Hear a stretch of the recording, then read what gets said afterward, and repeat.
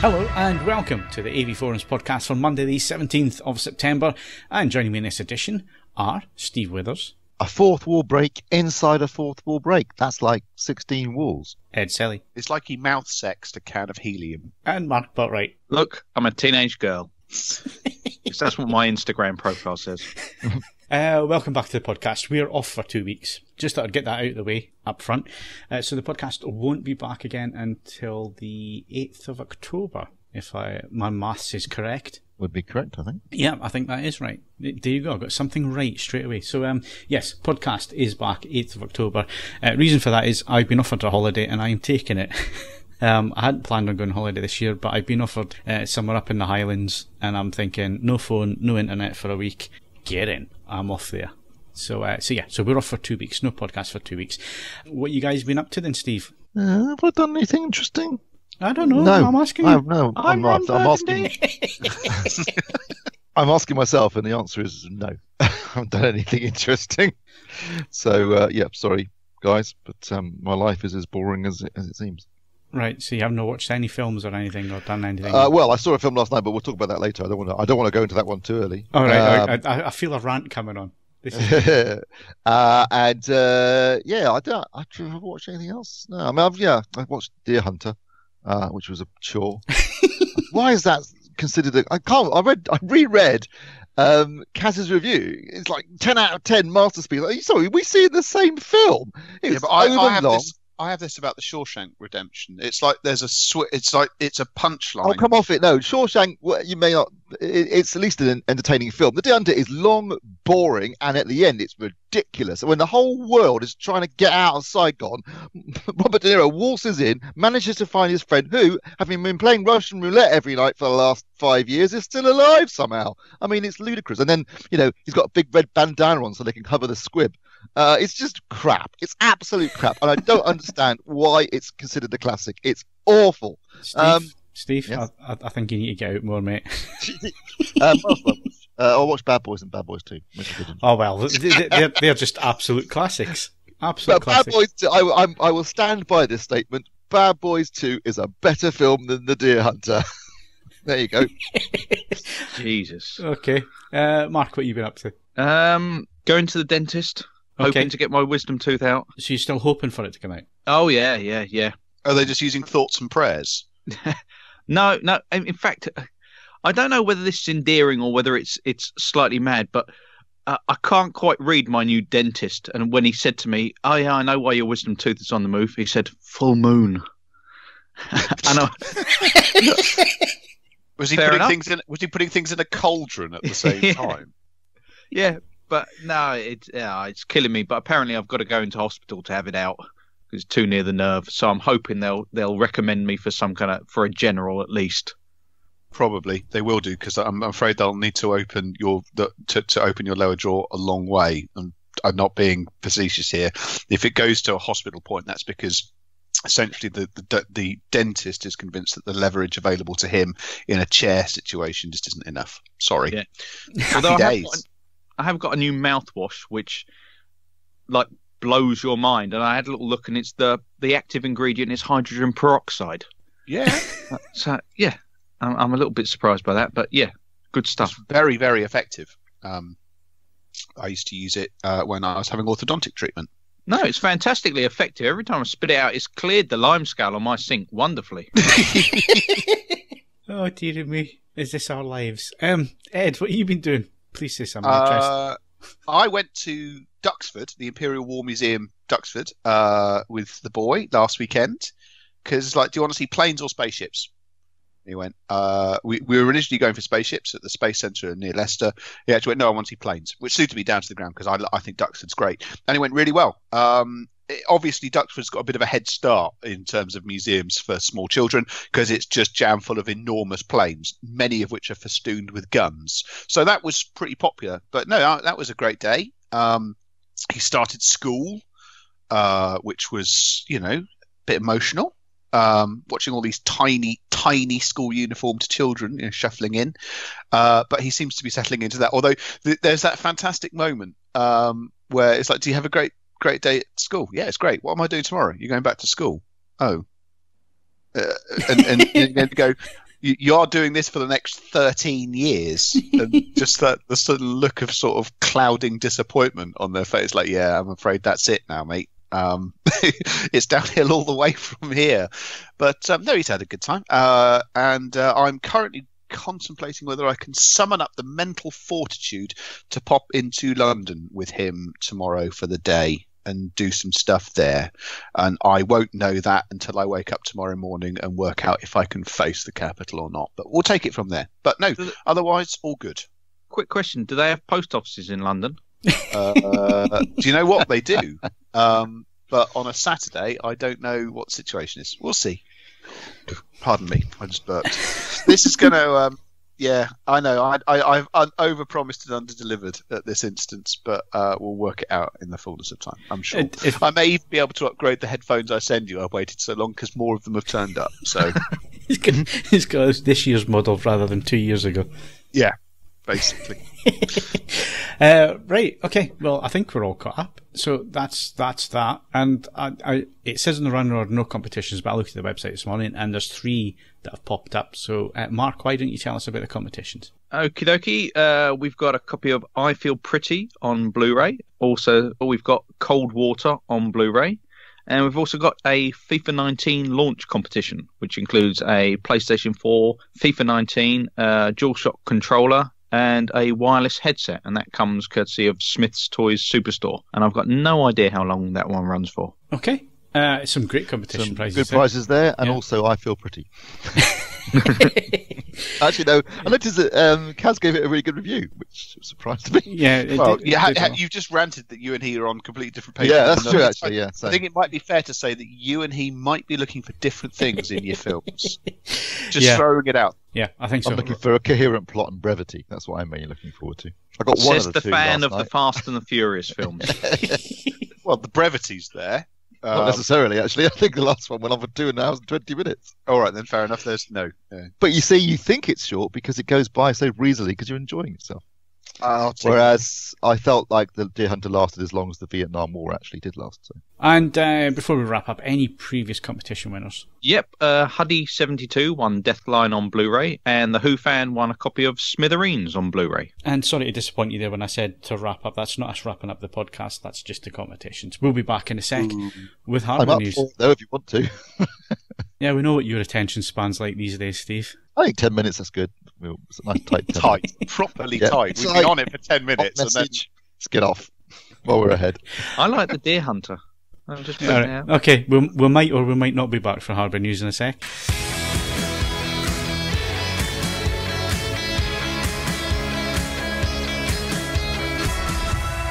So, I've turned up for hardware news. Anybody else here? I suppose it's too much effort to run away, if I'm honest.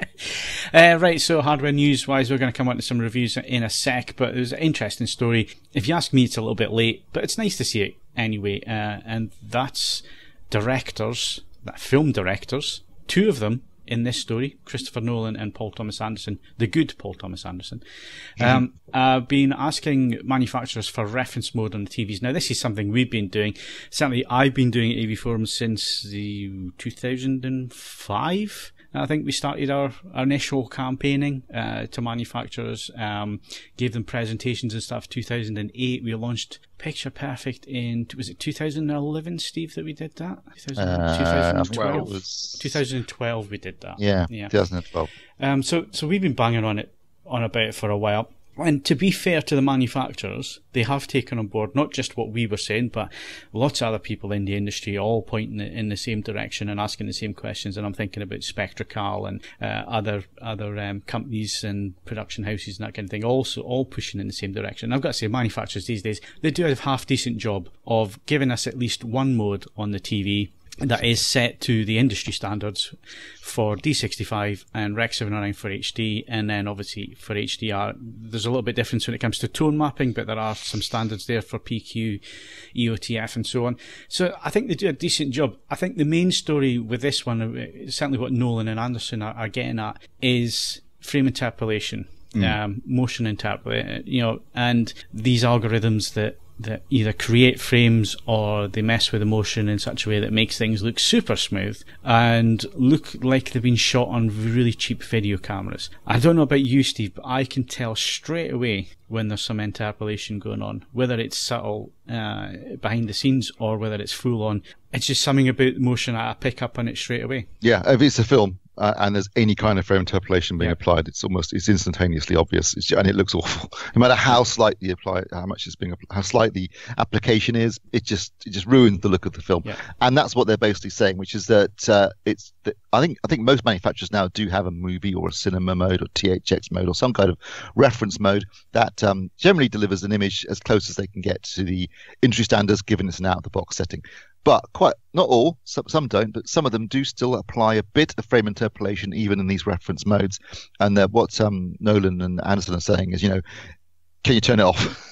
Can you turn it off? You can have it on the TV, because for things like sport, it can be quite a benefit. But when it's a reference mode for watching movies, and specifically for watching movies, or also TV dramas that are shot, on not necessarily on film, but in a film style, you want it off. And that's what they're basically saying. I think that's a fair point. Yeah, absolutely. And of course, what I should have said right at the start is we're talking about watching films on TV. We're not talking about sports or anything that's shot on video, like game shows and that kind of thing. Absolutely. Do what you like with that stuff. Yeah. But when it comes to movies, which are shot 24 frames per second, and they're shot that way because we want motion blur, because that's what gives film its look, and that's what these creatives want. We've experimented with 48 frames per second, and I think that experiment has been proven to be not beneficial to audiences or directors, because nobody has taken it on since The Lord of the Rings and said, yeah, we'll have to have these. There was one film, wasn't there? There was there what was the Ang Lee one? Billy Lynn. Yeah, but then that was it. That was an experiment as well. Yeah. It was 120 frames, that one, actually. Yeah.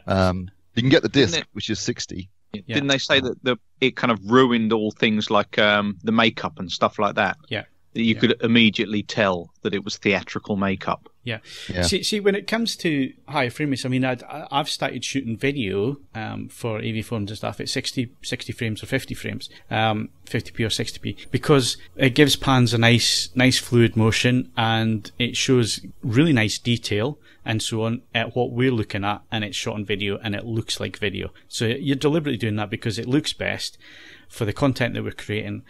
You want the detail, you want nice steady shots and all that kind of thing. That's why I shoot at that frame rate. But if I was shooting a drama scene, I would shoot in 24 frames, because there's something about the movement, and it's not supposed to be hyper real. It's not supposed to be realistic. It's somebody telling you a story. That's what movies are all about. They're not about being super realism or things being lifelike and all the rest of it. It's actually the opposite of that. And that's why the film look works. Now, you hear people banging on about, well, it was only chosen because that was back in the day they decided that this frame rate was that and that, and it was easier to have it and all the rest of it. There's some truth in that, but not all the truth. I mean, they've had plenty of opportunities since to change things, and it hasn't happened because it suits that medium. It suits telling stories. It's what film looks like, and it's what people have become used to. That's not to say in the future that the younger generation used to higher frame rates and all the rest of it don't actually prefer that look, and we might see in the next 30 years,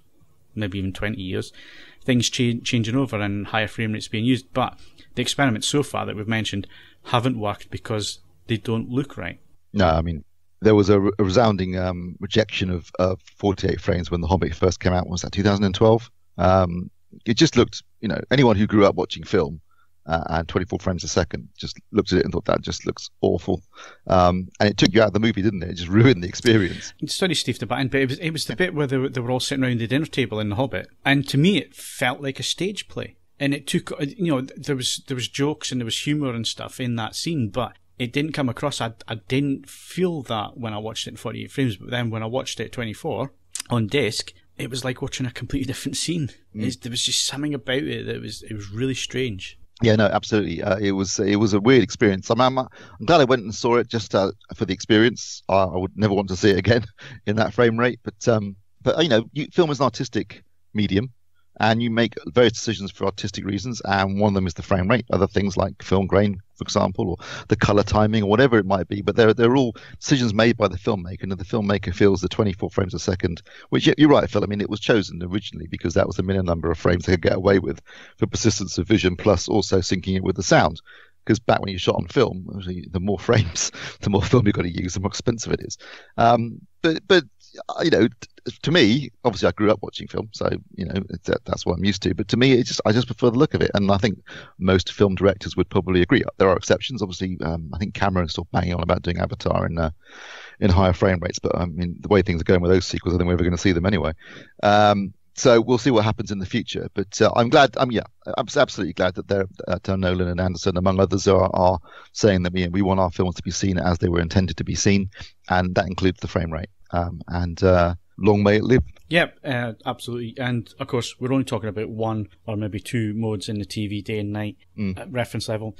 So, you know, people who like vivid and like everything on super fast and super smooth and all the rest of it, they can have that to their heart's content. It's just we want these modes and we want to be able to switch them off. And I think what they were saying is it's never going to happen, because we've certainly been banging on about it for years to engineers and saying, why do you have vivid mode? Get rid of vivid mode and have all the processing switched off. But then when you speak to somebody like Danny Tack at Philips, you're going to get the complete opposite of that, aren't you? So yeah, it's not just films, by the way. I mean, modern TV productions are done very cinematically, aren't they? And they've got bigger budgets. The technology's there where they shoot at 24p as well. I'm old enough to remember the days when BBC productions were shot on videotape in the studio and 60mm on location, which was always a weird experience watching it. But these days, yeah, TV is completely different now, and it's done in a very cinematic way. So again, when watching a TV drama, or something, say, like, I don't know, Iron Fist on Netflix, whatever, things like that, or the new Jack Ryan series, they were shot not necessarily on film, but certainly as like a film production, and they were shot at 24p. Well, so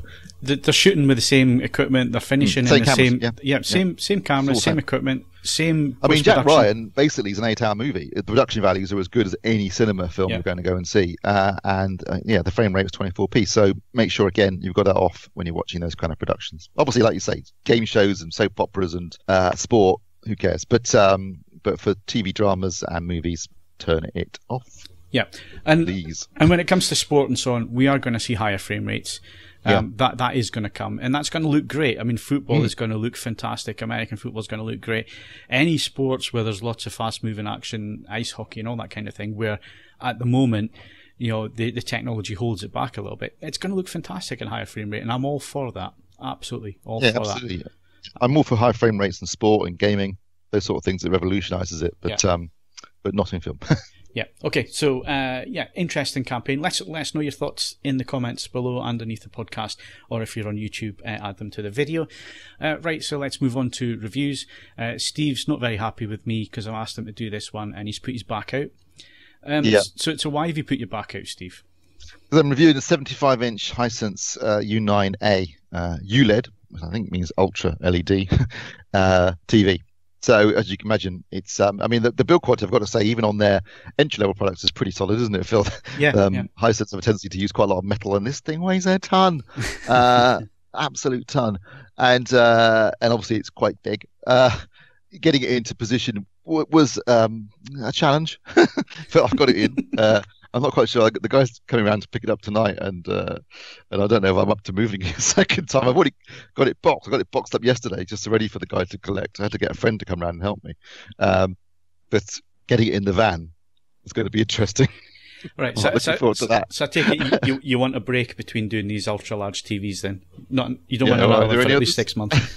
I think you're all right at the minute. I think, unless LG decide to launch their OLED. But anyway, at 75 inches, I guess the first thing that needs to be asked is, what room did you review it in? How far were you sitting back? And what's it like having that kind of real estate? I used it in the lounge, and it's always the same thing. When it first arrives, you're thinking that's ridiculous, but you do get used to it very quickly.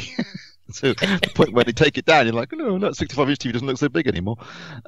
So yeah, it's obviously aimed at larger rooms. You don't want to be sat too close to it, although because it's 4K, you can sit close if you want to. But it does give you a more, cinematic feel to movies, because obviously it's a very big screen size.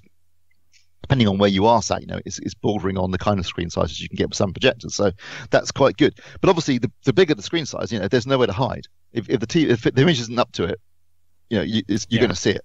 And obviously, and this is no fault of Hisense's. I mean, this is more the fault of the broadcasters. But if you're looking at things like standard definition channels, some of the ropier ones, God, they look terrible. Well, and it's not the TV's fault. That's just the broadcasting. But they look terrible on a 40-inch TV. Yeah, so, exactly. So on a 75-inch, yeah. Every tiny bit of blocking and all of it's absolutely a mess. Some of them. Obviously, the high quality channels look fine. I've had to start watching Taskmaster, which is a new series I started. The timing's worked out that I actually end up having to watch it on Deja Vu. Oh dear. On a 55-inch 4K television. It's quite retro. It's so much as everything's got that sort of soft halo-y effect that CRT stuff from the 80s had. But needs must when the devil drives. I can only imagine that 75 inches must look impressive.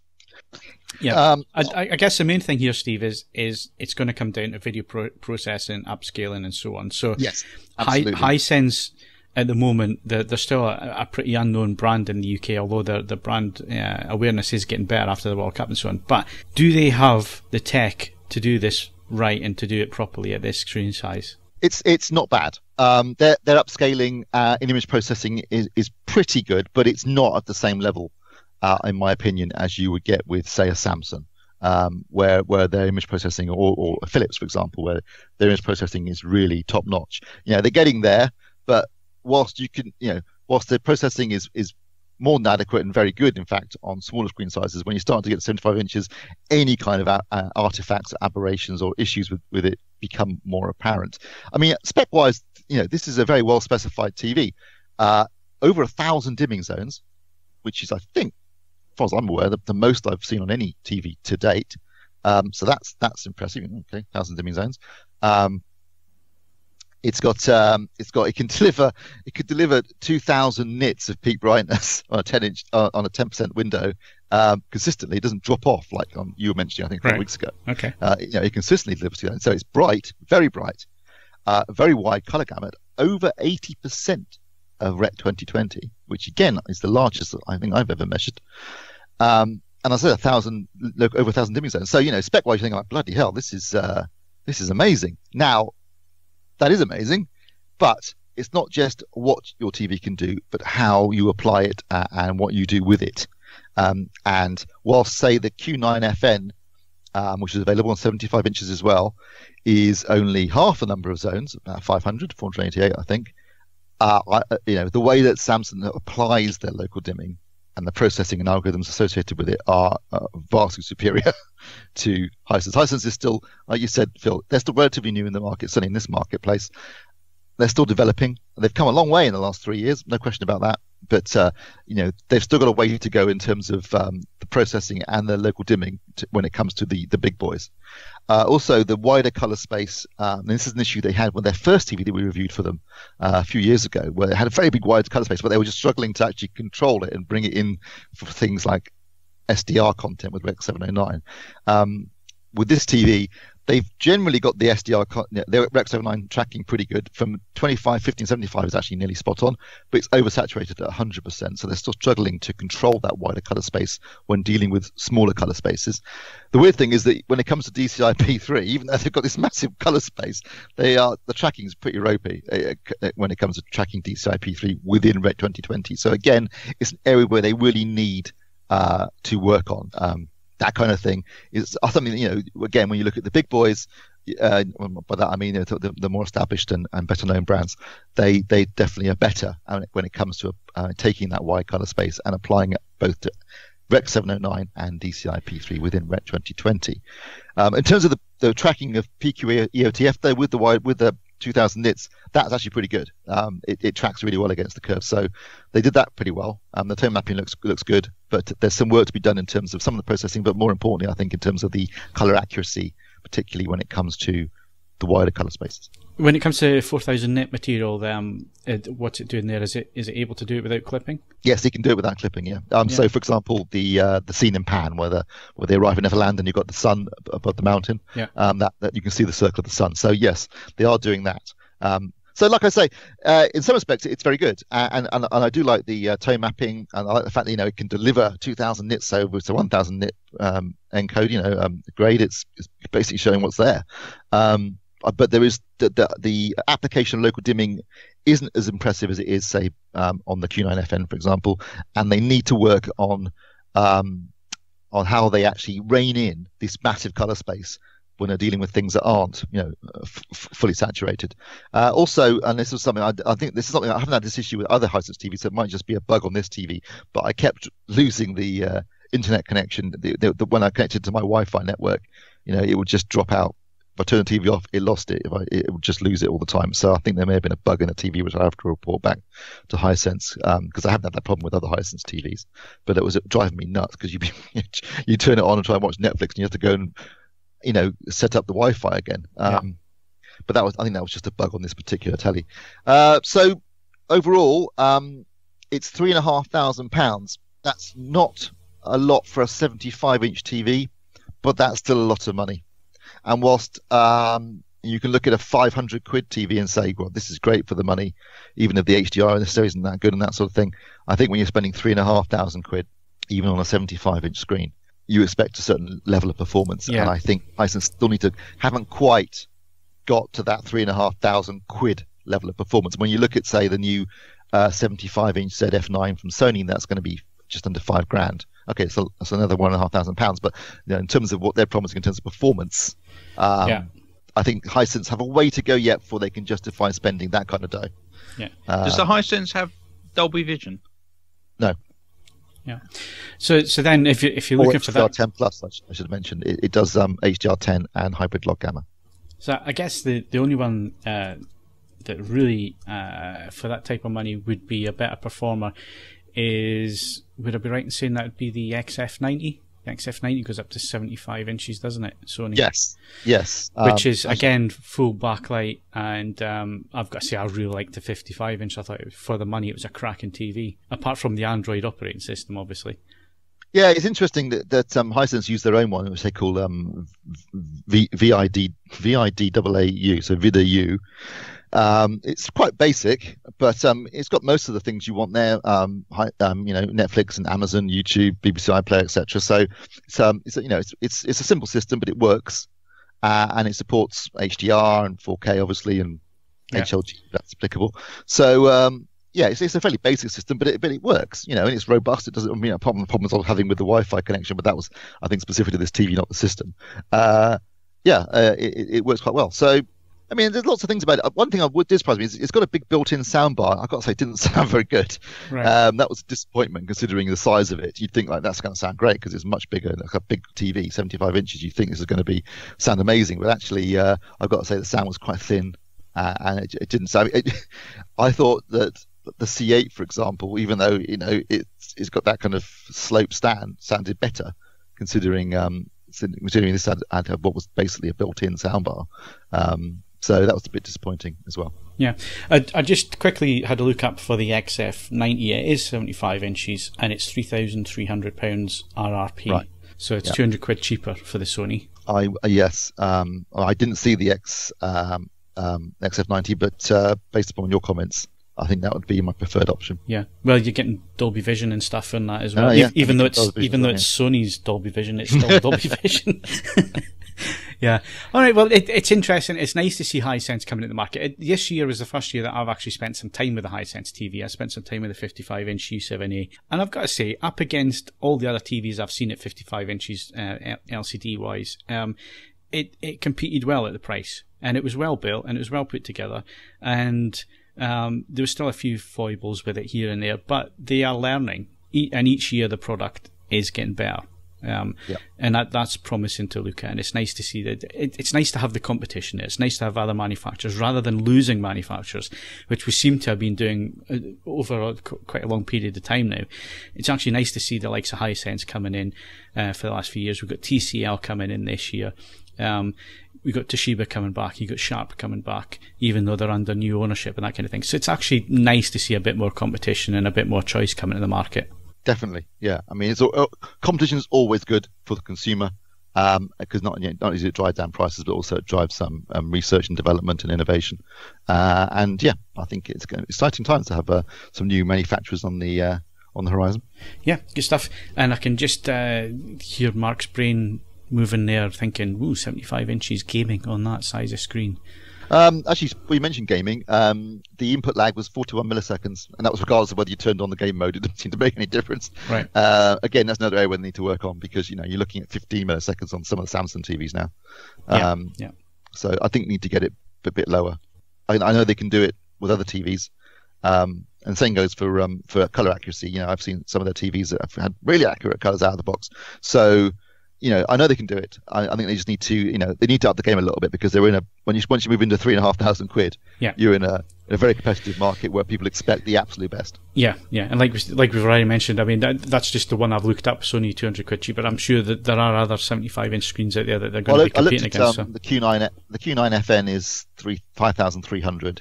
The new ZF9 that's coming soon from Sony is going to be 4,999.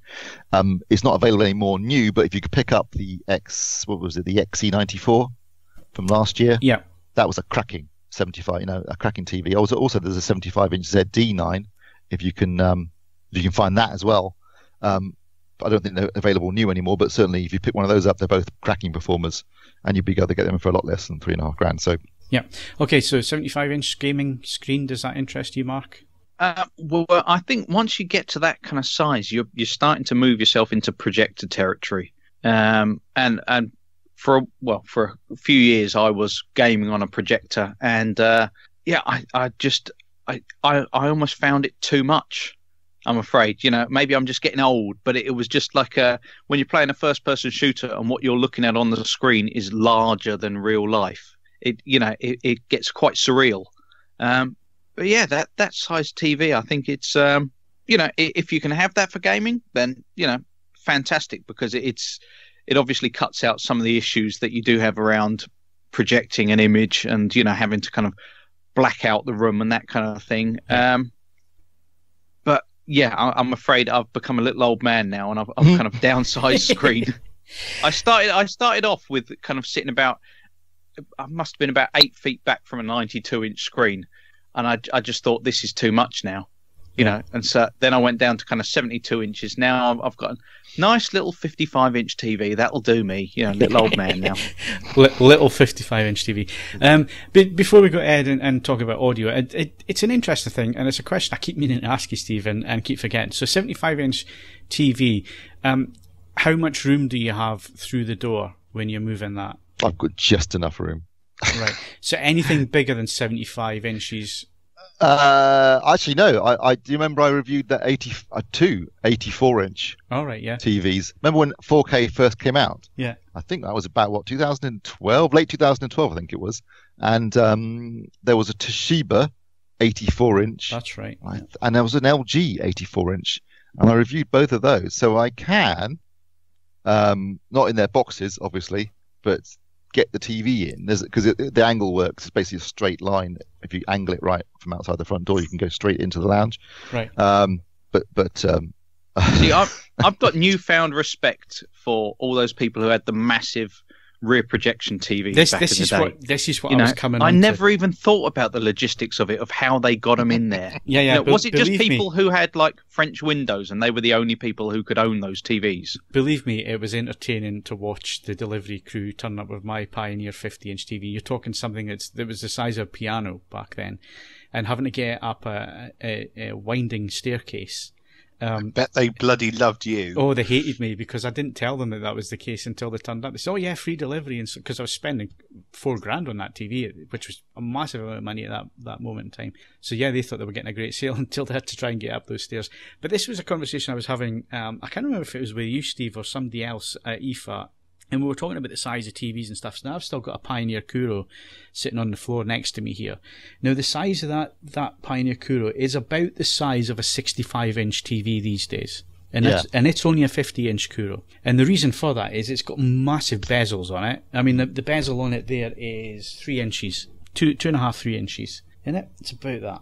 And then it's a huge case that it's in and all the rest of it. Whereas you look at a TV now, whether it's be an OLED or an LED LCD, they're bezel-less. There's no bezel around the screen, so actually they are smaller in terms of real estate than the old 50-inch plasma TVs and 50-inch LCD TVs and so on.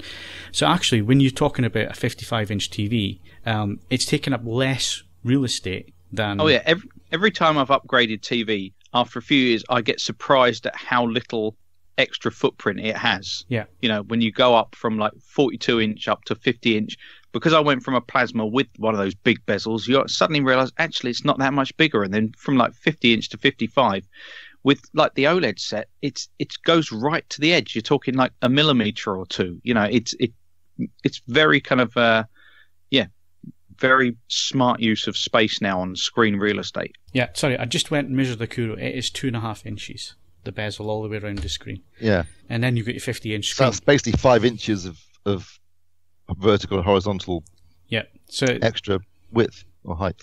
Yeah. So when you're looking at a TV nowadays, people, it's something that we forget about and we don't think about it. But actually, a 65-inch screen is about the size of a 50-inch plasma these days, because there is no bezel around it and the stands are a lot slimmer and smaller and so on. So yeah, it was interesting. It was something I'd never even considered and it hadn't crossed my mind until we had that conversation. So anyway, that's TVs taken care of. Let's move across to some audio. Now, an audio brand that are huge in the US, especially for home theatre. They are used in a lot of high-end systems to do some really nice high-end speakers that I haven't actually seen for sale in this country, or certainly they're not distributed in this country, I don't think, at this present time, Ed. But we're talking about Klipsch, the R41 powered speakers. You've been looking at those now. Obviously, if you've been looking at those, they've come as a pair, as a hi-fi system. So tell us a little bit about the brand, because there will be some people that have never heard of them. Yeah, Klipsch is one of the elder persons of the US hi-fi industry. They got going not too long after the Second World War in Arkansas, of all places. They are unusual as speaker brands go because they're a little bit like the, if you like, they're the American equivalent of Tannoy, in so much as certain design decisions that they took all the way back at the start of when they started making product have stuck with them all the way through their time in manufacturing speakers. Now, some of these don't make it all the way down to the more affordable stuff, but one thing does make it into almost every single Klipsch product, and that is that they use a horn-loaded tweeter in all of their main conventional box loudspeakers. And the R41 PM is essentially a version of the R41 bookshelf loudspeaker with an amplifier in one of the cabinets and a selection of inputs. It's not a true active speaker because it's still, the amp acts on the crossover rather than the crossover being in front of the amplifier, and it simply sends a signal out to a passive second speaker. But it's completely self-contained in terms of, you know, if you've got a phone, they'll make noise because they have aptX Bluetooth. They then have a selection of digital inputs, a line input, and then most peculiarly a phono stage. I'll come to that in a moment. And it's part of essentially these powered speakers have become an interesting sort of category in two-channel audio. And if you were looking at various sound bars, sound plinths, etc., I have to be honest, this to me strikes me as just as valid an option, especially if you also then intend to listen to music on them. It's worth pointing out that Klipsch now does have a distributor in the UK, so this is coming in through a company who will support you and support dealers that you buy from and do all of that. This hasn't been imported via Amazon or anything like that. And if you want, they also bring in what Klipsch call the heritage line.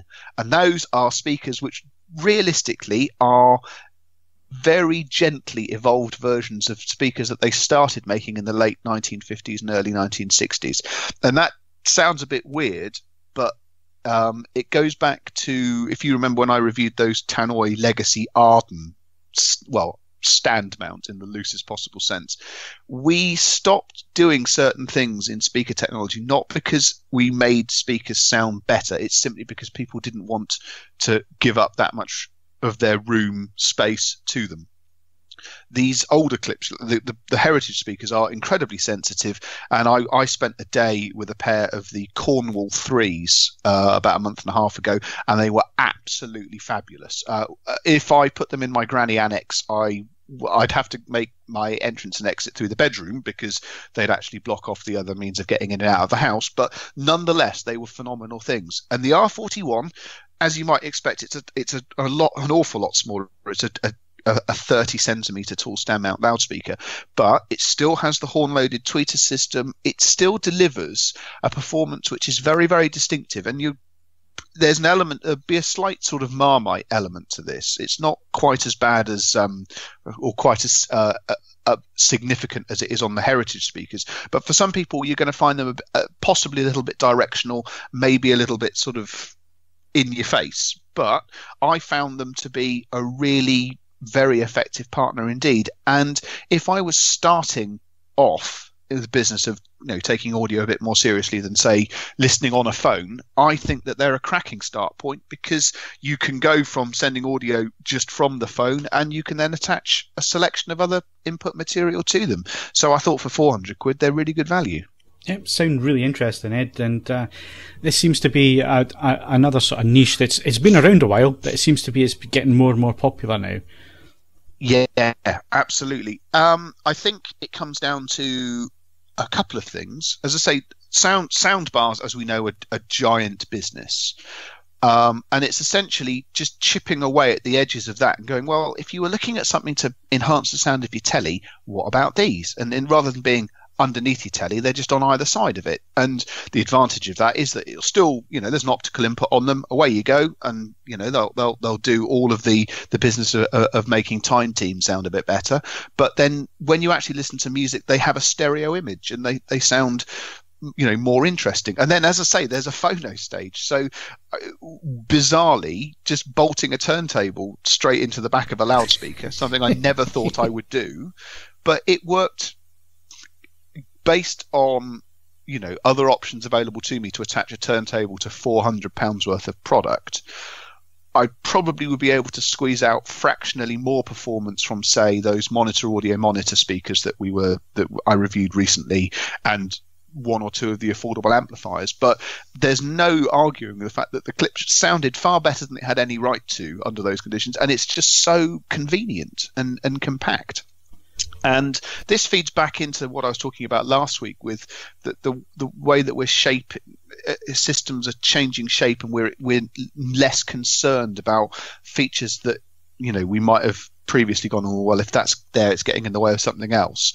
Products like this, if people are starting out with products like this, it's in 5-10 years, it's going to shape again how they view what they want from a high-end system, where I suspect we're going to see active and powered self-contained speaker systems at much, much higher price points. We've already started to see it. Dali and some other brands of Dyne Audio have already started releasing products of this nature, and I think more companies are going to get in on the act, because there's going to be a subset of owners who don't really have much in the way of source or other equipment. They simply are beaming material straight to a pair of loudspeakers. I am doing my best with photography. AVForums has very kindly provided me with this Amazon Basics photo studio, and I also managed to track down why the white balance on one set of photos was so heroically out of sync.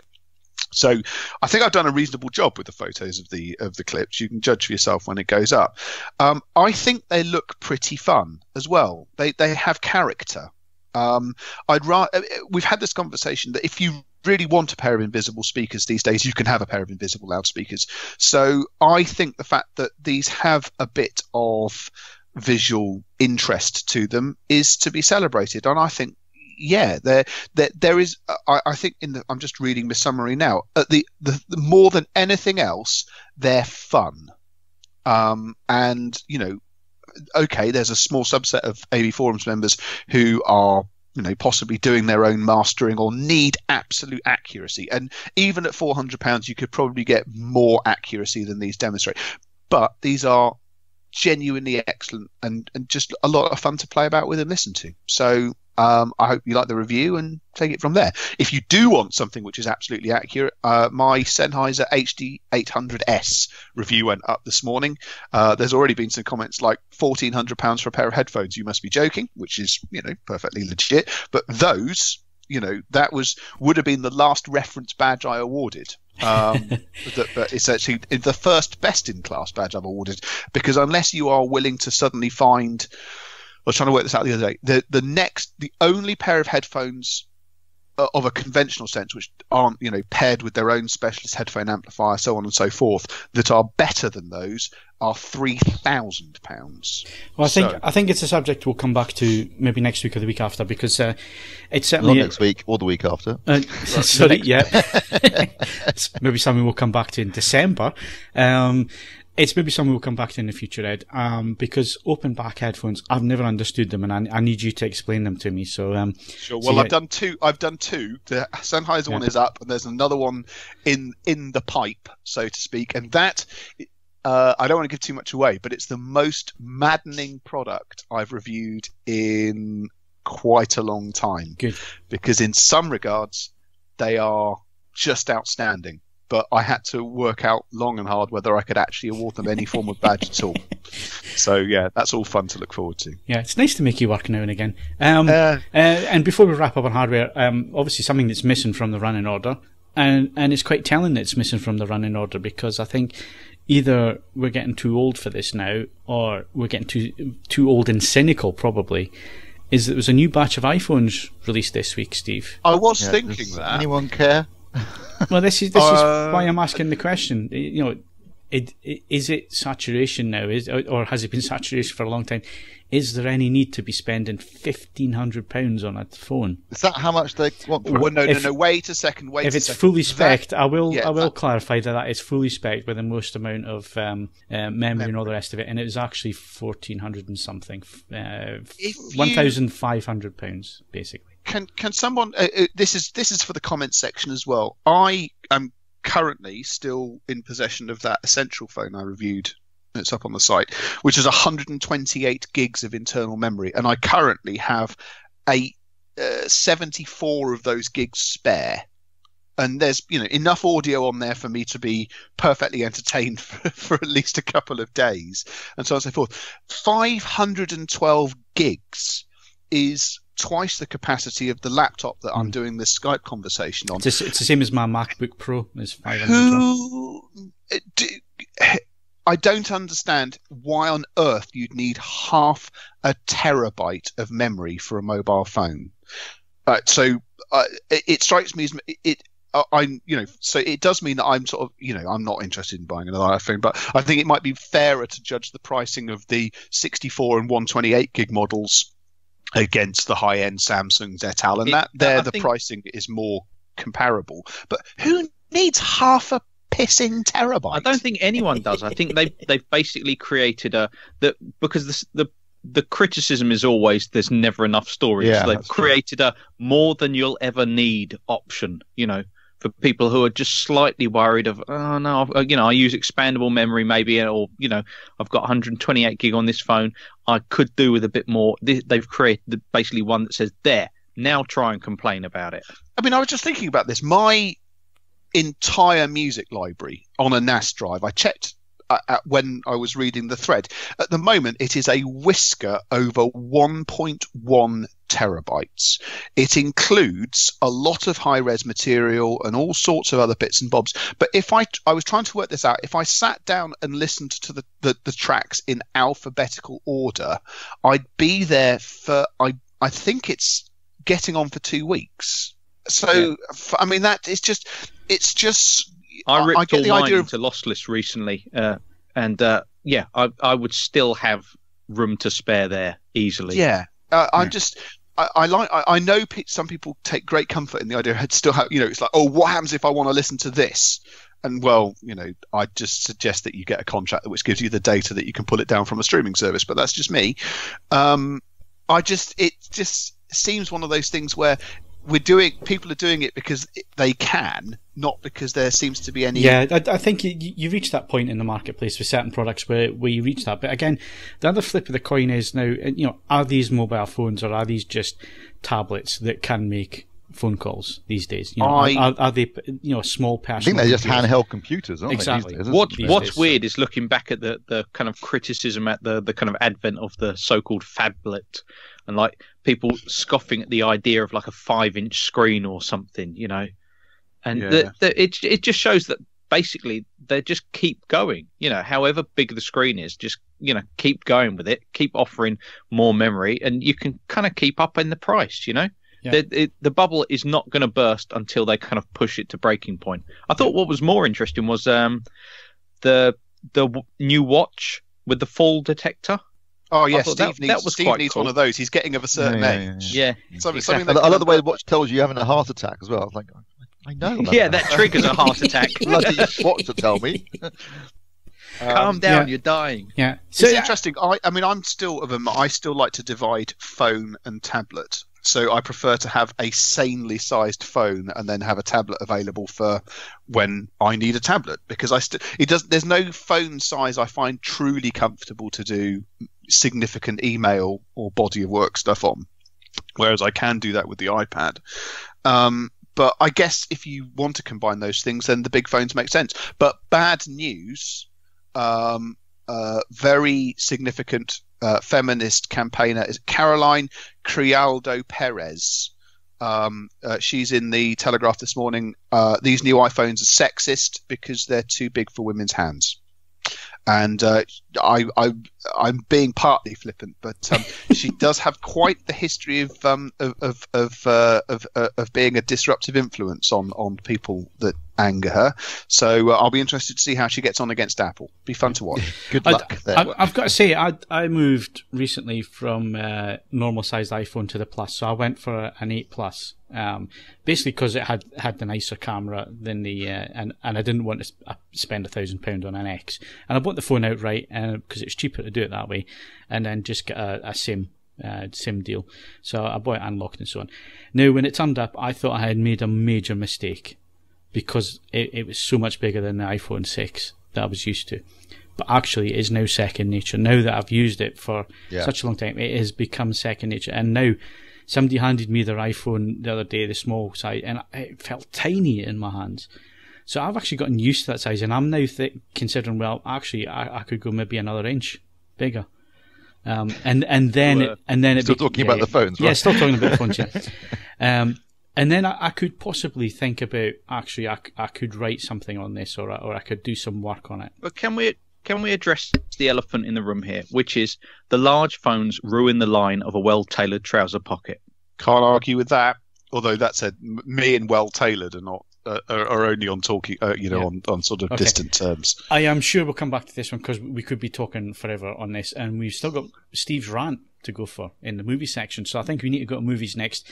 But before we do that, quickly, because we're not around for the next few weeks, just what's coming up from us in terms of reviews. For myself, I'm currently working on the LG B8. There should also be the Q8 DN review should go up over the weekend. It should be here when you're listening to the podcast. I got a little bit delayed this week, but it should be up there. So that's what I'm working on over the next couple of weeks, and then obviously I'm away on holiday. Steve, what are you working on? I've got to finish writing up the Hisense I've just been talking about on this podcast. I got a bunch of soundbars coming up, so Bose, Sony, and LG, and a couple of some wireless speakers I've been looking at, so they're coming along, and possibly another Hisense as well, and a BK sub, so a lot. Yep, actually, lots there. Ed, what are you working on? In terms of stuff to go up, there is a product which has been specifically designed to be better than the Cord Mojo, the little portable DAC, which is a very interesting product. I am in the middle of floundering around for things this month. I'm hopefully going off-site with AVForums consent to have a look at a home cinema speaker package, which is so biblical that it wouldn't have made it into my old house, let alone this one. I am looking at a pair of affordable stand mount speakers from a brand new startup, and there will be some other things. But we are only halfway through the month, so I'm just limbering up at the moment. I've been doing a lot of divorce stuff as well in my partial defence, but there will be all manner of exciting things to look at over the next month and a half. Okay, cool. And Mark, what have you been looking at? I will be reviewing I'll be reviewing a new tin of Pringles, and I'll be researching Pornhub. Good stuff. We're back in movie. Yeah, we'll be back in a bit. We'll be back in a bit.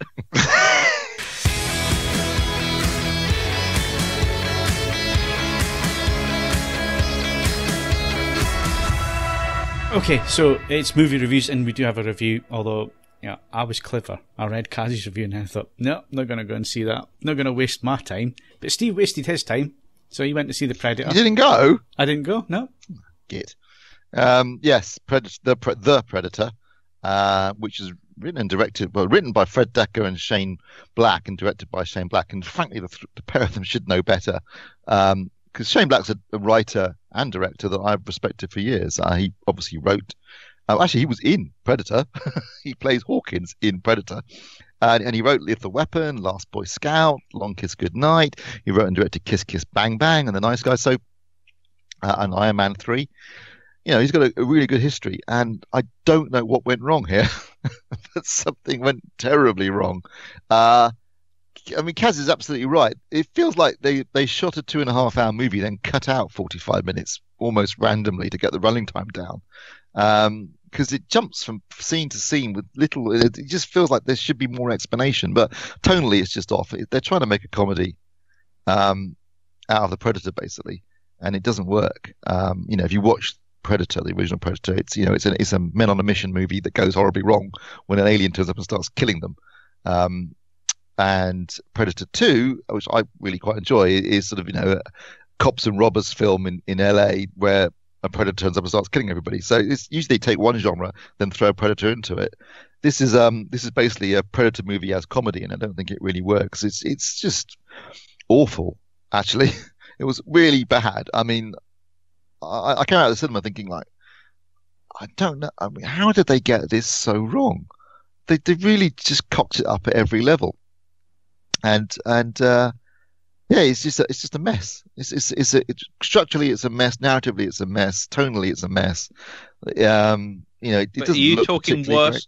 Are you talking worse than kind of Alien versus Predator kind of thing? Well, it might as well. It's down at that level.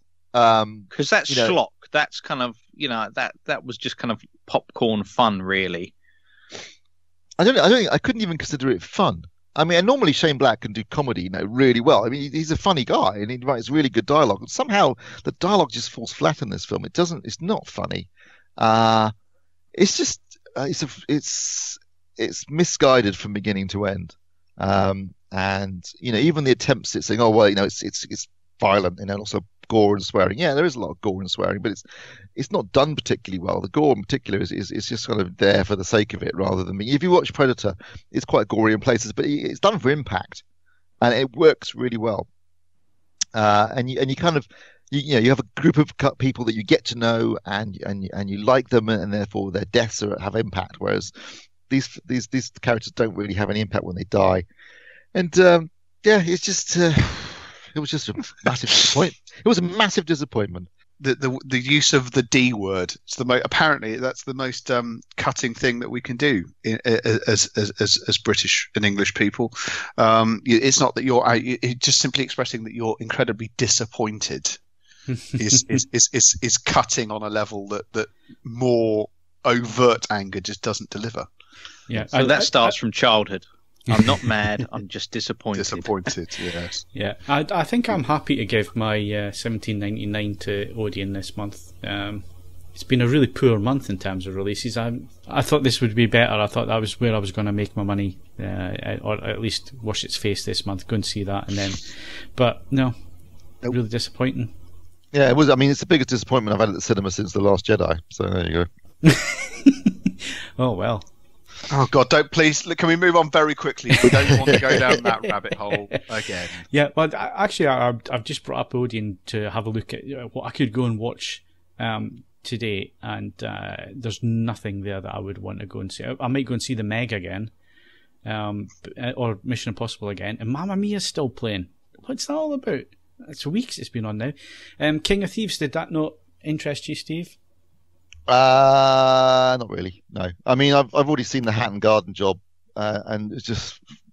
I mean, it's got quite a good cast, though, I've got to say. But I'm looking forward to what's coming out in terms of October releases, I think, or maybe late September. First Man, I'm really looking forward to that. That's my big film coming up. Okay, nice segue there, Steve. Well done. You did well to rescue that one. So films opening this week. Yeah, there's a bunch opening. Smaller films, really. Mar 22, which is a new film with Mark Wahlberg, directed by Peter Berg, who's done quite a few films with Mark Wahlberg, actually, including Patriots Day and Deepwater Horizon. Is that the one he's done Lone the Survivor. insane? Yeah. The news this week was he released his daily routine, and he gets up at 2:30 in the morning, and then 2:45 prayer time, and then he spends an hour and a half in the shower. Basically, goes to bed at 7:30 at night. It's like, why don't you just go to bed a bit later and get up a bit later, or don't spend an hour and a half in the shower. 15 minutes in the shower should do it, and then you can have an extra hour and 50 minutes in bed. Idiot. I've got to be honest. I've as you know, my electricity's on a key thing, and I get to watch the numbers go down. An hour and a half in the shower. That's an expensive undertaking. I can tell you that from an electricity point of view. I'm assuming money's not an issue for Mark Wahlberg, but no, probably not. He anyway, probably doesn't have to. He doesn't have to top it up by card either. But yeah, I'm just pointing out that's expensive. Anyway, it's an action film where he's a special unit leader of a special unit team that's trying to get a witness out of a Asian city, I believe, and everyone's trying to kill him. That looks like it. I saw the trailer for it actually last night before the Predator, and it looked like fun. It looked like typical Mark Wahlberg action movie, really. Also, Peppermint, which is a revenge thriller starring Jennifer Garner, which I like a revenge thriller, so I could be up for that. And I like Jennifer Garner too, for that matter. There's also a Simple Favour, which is a drama comedy thriller starring Anna Kendrick, directed by Paul Feig, who made Ghostbusters and also Bridesmaids. And there's A Little Stranger, which is a small budget horror movie that's out if you fancy a bit of horror. And excuse me a second. Got to cut down. Has that pepped you up? Oh, got a snotty nose. So there's A Little Stranger, which is a low budget horror film. If that's your cup of tea. And also there's The House with a Clock in Its Walls, which is a kids movie directed by Eli Roth of all people, which sounds unusual. Starring Jack Black and Cate Blanchett, which actually looks interesting. Can I be clear on this? My mind is so degenerate. Yeah, I'm glad you said this. I saw this. It's like it's got a what and it's what. I am so glad you said, because I was going to mention that, and I thought, no, I'm not going to say it. Directed by Eli Roth, I would have expected it to be called The House with a Cock in Its Walls rather than The Plot. A House with a Cock and Balls was what I was actually.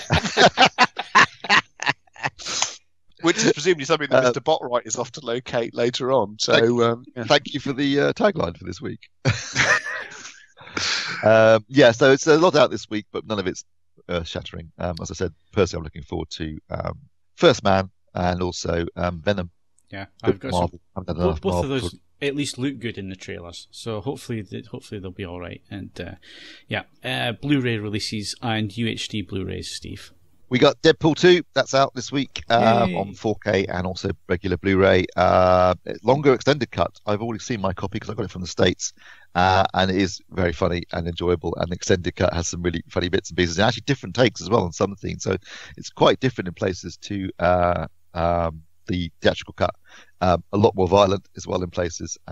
Some extra jokes and that sort of stuff. So yeah, a fantastic movie. Really enjoyed it. Worth checking out. We've also got Salvador available, I think, for the first time on Blu-ray anywhere, but definitely in this country. And that's obviously Oliver Stone's film he made same year as he made Platoon. And I think Salvador is really good. Fantastic performance from James Woods in the lead role, based on a true story set during the Civil War in El Salvador. And if you haven't seen it, it's an absolutely cracking movie and well worth checking out. Also, we've got Gotham season 4 and Supergirl season 3. So whilst the cinematic universe is flailing a bit, DC, have you seen the news this week? Yep. Henry Cavill's buggered off as Superman. Yeah. They've got rid of half of the executives who are running it. It's all just utter chaos. They don't even know what the hell they're doing. But on the TV side, actually, they're going gangbusters. They've been doing some really good stuff on TV and very successful TV shows covering a number of their characters. So that's been going well. But yeah, it looks like things are in a complete mess at the moment as far as the movie. Well, when your lead man walks out, you're kind of stuffed, aren't you? You have to reset everything again. So well, he's got given a massive paycheck presumably by Netflix to do Witcher TV series for them, so I don't think he's that bothered. Plus, I guess after Justice League, he could probably do without it. They made me. I don't think Ben Affleck's doing the Batman movie, so I think they'll be recasting. Maybe they should just completely start again. Maybe this is their opportunity. Maybe this is the shot in the arm they need to actually go away, think about it, reassess everything, and then take their time. Well, I mean, they've got Wonder Woman 1984 coming out next year. Aquaman comes out at Christmas, and that actually looks like it might be good fun. It looked good in the trailers. But yeah, they definitely have lost their way a bit, DC. Ironic, really, when you think like DC were kings once upon a time, and now Marvel are just smashing it. And I think any comic book fan, all they're interested in is seeing the next Avengers movie. No one really cares about anything else. Yeah, it's a lot happening this week in terms of DC news. Yeah, I think when it comes to something like Superman, it sounds like a great premise, and obviously it's been around for decades and decades and decades. But actually, for modern audiences, I don't think that premise works because your good guy's only as good as the villain, and when your good guy is all powerful and everything else, it makes the villain equally as hard to get right. Yeah, Superman's always had that problem, isn't it? When he's got, apart from kryptonite, he's got no weaknesses and he's virtually, limitless power. How do you put him under threat? So, I think one of the things that makes Infinity War so good is they've got a really good, solid villain, and it gives something for the heroes to fight against. And if you've seen Infinity War, you know that there's a lot of threat, and that's what makes it. I think that's what made that film extra special, was the fact that anything could happen here, and it's a brave move as well. It's another brave move that they made. So let's move things on swiftly because we are running out of time. So UHD Blu-ray releases, news wise, what have we got coming?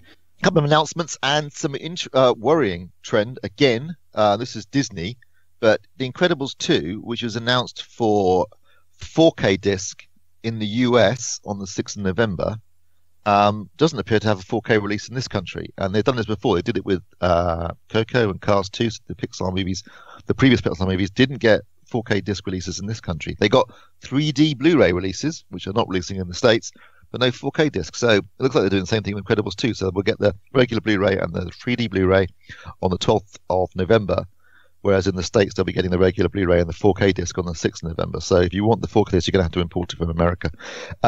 They've also announced Ant-Man and the Wasp. We are getting the 4K disc here, but not till the 3rd of December, whereas it's coming out on 4K in the States on the 16th of October. So quite a big difference in terms of 6 weeks. Although the film did open a month earlier in the States because of the World Cup. They basically waited until that was over before they released it in this country. That's, I guess, why there's a big gap between the two releases. What I noticed this week, speaking of Apple, I mean, I really wasn't interested in their announcements because who cares?